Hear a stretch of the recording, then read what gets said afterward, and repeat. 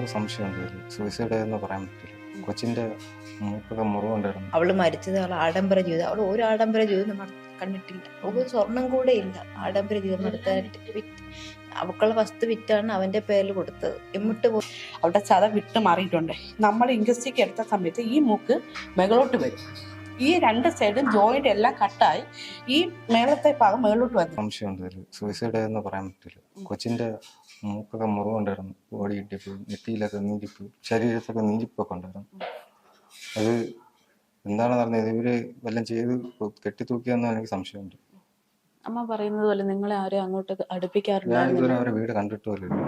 ഇതുവരെ കണ്ടിട്ട് പോലും ഇല്ല. നമ്മളവിടെ ചെല്ലില്ലെന്നാണ് പറയുന്നത്. എന്നെ അവിടെ ചെല്ലല് ചെന്ന് കഴിഞ്ഞപ്പോൾ വീണ്ടും ഉപദ്രവിക്കും വരും.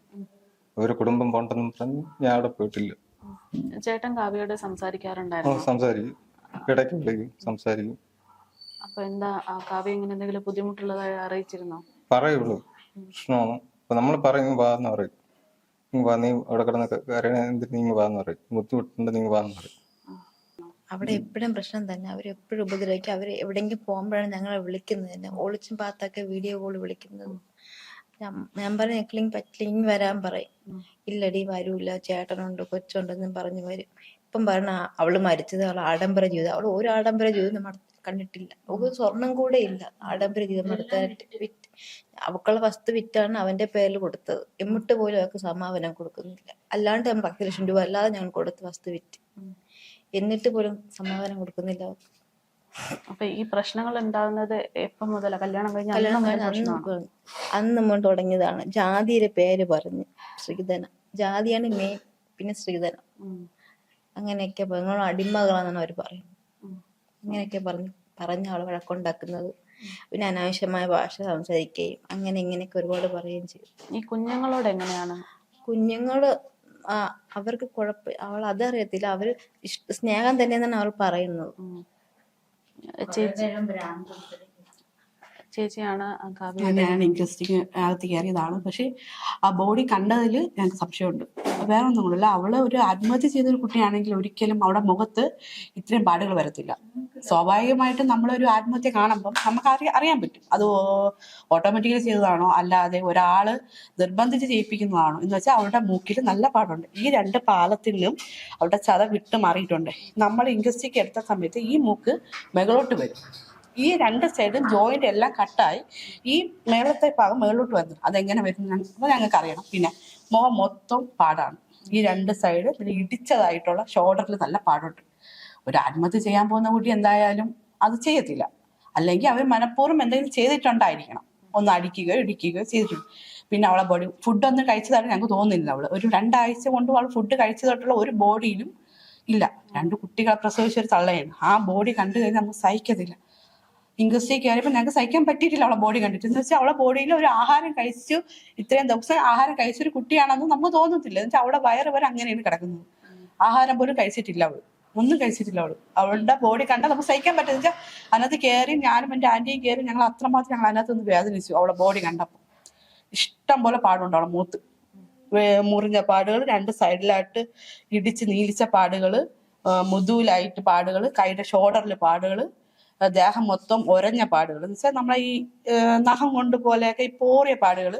പിന്നെ കാലിൽ 2 പാടുണ്ട്. അത് എന്തിന്റെ പാടാണെന്ന് ഞങ്ങൾക്ക് അറിയത്തില്ല. പാദത്തിൽ പാടുണ്ട്. അതെന്താണെന്ന് ഞങ്ങൾക്ക് അറിയാൻ പറ്റും. കാവ്യ എവിടെയാ സൂയിസൈഡ് ചെയ്തെന്ന് പറയുന്നത്? അവര് പറയുന്നത് ജനലിൽ തൂങ്ങി എന്നാണ് പറയുന്നത്. പക്ഷെ ആ ജനലിൽ അവള് തൂങ്ങാനുള്ള ചാൻസ് എനിക്ക് അറിയത്തില്ല. അത് കഴുത്തിൽ പാടുണ്ട്, തൂങ്ങിയതായിട്ടുള്ള പാട് എന്തായാലും ഉണ്ട്. പക്ഷെ ഒരു ജനലിൽ തൂങ്ങിയെന്ന് പറയുന്നു. നമ്മൾ കണ്ടിട്ടില്ല, നമ്മളവിടെ പോയിട്ടില്ല, നമുക്ക് അതിനെ കുറിച്ചൊന്നും അറിയത്തില്ല. അത് എന്തായാലും നമുക്ക് നല്ല സംശയമുണ്ട്. അവൾ ഒരിക്കലും അവള് ചെയ്യത്തില്ല. എന്ന് വെച്ചാൽ 2 കുട്ടികളുണ്ട്, 1.5 വയസ്സായ മോനുണ്ട്. അപ്പൊ ഒരിക്കലും അവള് ചെയ്യില്ല എന്നാണ് നമ്മുടെ വിശ്വാസം. ബാക്കി കേസിന്റെ വഴിക്ക് ഒരിക്കലും ചെയ്യില്ല. അവർക്ക് ഇതിനേക്കാൾ മുമ്പ് ഇത്രയും അനുഭവിച്ചിട്ട് അവൾ ഞാൻ മരിക്കൂലോടി, എനിക്ക് 2 പിള്ളേരുണ്ട്, ഞാൻ മരിക്കൂല എന്ന് അവള് പറഞ്ഞു. എന്തായാലും അവള് ചെയ്യൂല, നല്ല ഉറപ്പുണ്ട്, ആത്മഹത്യ ചെയ്യൂല. പൊതുവെ എങ്ങനെ സ്ട്രോങ് ആയിട്ടുള്ള ഒരാളല്ല. അത് മുമ്പ് ഞങ്ങളെ കൂടെ നല്ല സ്ട്രോങ് ആയിരുന്നു. അവിടെ പോയ ശേഷം അങ്ങനത്തെ ഒരു ഇതില്ല. അവര് പറഞ്ഞേം കേട്ട് അവരെ കൂടെ ഇന്ന് ജോലി ചെയ്ത് അങ്ങനെ ഒരു ഇതായിപ്പോയി. കുട്ടികളെ നോക്കി. അവള് ആത്മഹത്യ ചെയ്തതാണെങ്കിൽ എന്തുകൊണ്ട് ചെയ്ത സ്പോട്ട് നമ്മൾ അറിയിച്ചില്ല? വീട്ടുകാരെന്തുകൊണ്ട് അറിയിച്ചില്ല? ഞങ്ങളെ അറിയിക്കുന്ന കൗൺസിലറാണ്. വാർഡ് മെമ്പറാണ് ഞങ്ങളെ അറിയിക്കുന്നത്. എന്തുകൊണ്ട് നേരത്തെ ചെയ്തെന്ന് പറയുന്നു, എന്തുകൊണ്ട് അവർ വീട്ടുകാരെ ഞങ്ങളെ അറിയിക്കാത്തത്? അവിടെ ചേട്ടനുണ്ട്, അവർക്ക് അച്ചാച്ചനുണ്ട്, സഹോദരിയുണ്ട്, അമ്മയുണ്ട്, ആരെയും വിളിച്ചവർ അറിയിക്കാത്തത്?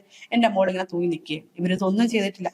6:30 തൂങ്ങിയെന്ന് പറയുന്നു, ഇവർ 8:30 മലയം താലൂക്ക് ആശുപത്രി കൊണ്ടാക്കി എന്ന് പറയുന്നു. അവിടെ ചെന്നപ്പോൾ ഇവിടുന്ന് നമ്മളവിടെ ചെന്നപ്പോഴത്തേക്കും അവിടെ വേറെ ബോഡി അവിടെ ഉണ്ടായിരുന്നു. അവൾ സ്വയം ചെയ്തതെങ്കിൽ എന്തുകൊണ്ട് അവളെ ഭർത്താവോ അവളെ അമ്മായിയമ്മയോ അമ്മായിച്ചൻ ആരും അവിടെ ഇല്ലായിരുന്നു. ഞങ്ങൾ ഇവിടെ നിന്ന് ചെന്ന് ഇൻക്വസ്റ്റ് കഴിഞ്ഞ് പോലീസ് സ്റ്റേഷനിൽ പോയി ചേട്ടൻ മൊഴി കൊടുത്തു. അതിന് ശേഷമാണ് നമ്മൾ ബോഡി ഏറ്റുവാങ്ങി മെഡിക്കൽ കോളേജിൽ കൊണ്ടുവയ്ക്കുന്നത്. മെഡിക്കൽ കോളേജിൽ കൊണ്ട് വെച്ചിട്ട് പോലും അവളെ ഭർത്താവിന്റെ ആൾക്കാരെന്ന് പറയാൻ ഒരുത്തരും അവിടെ ഇല്ലായിരുന്നു. അച്ഛനോ അമ്മയോ ഭർത്താവിന്റെ അച്ഛനോ അമ്മയോ ആരും ഇല്ലായിരുന്നു. ഞങ്ങൾ ബോഡി ഇൻക്വസ്റ്റ് കഴിഞ്ഞ് അകത്ത് പോസ്റ്റ്മോർട്ടം കഴിഞ്ഞ് വെളിയിൽ ഇറക്കിയപ്പോഴാണ് അവളെ ഭർത്താവ് വന്നത്.